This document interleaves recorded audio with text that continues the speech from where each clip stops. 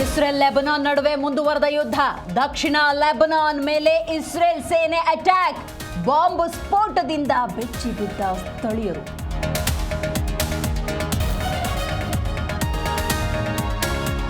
ಕಾಂಗ್ರೆಸ್ ಮನೆಯಲ್ಲಿ ಮೇಕ್ರಾಂತಿ ಕಂಪನ. ಮೊನ್ನೆ ಡಿಕೆ, ನಿನ್ನೆ ಸಿದ್ದು ಬೆಟಾಲಿಯನ್ ಡೆಲ್ಲಿ ದೌಡು. ಖರ್ಗೆ ಭೇಟಿಯಾಗಿ ಸಾಹುಕಾರ್, ಮಹದೇವಪ್ಪ ಚರ್ಚೆ.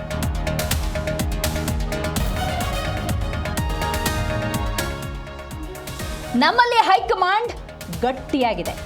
ವರಿಷ್ಠರ ನಿರ್ಣಯಕ್ಕೆ ನಾವು ಬದ್ಧ. ಯಾವುದೇ ಗೊಂದಲ ಇಲ್ಲ ಎಂದ ಪರಂ ತಂಗಡಗಿ.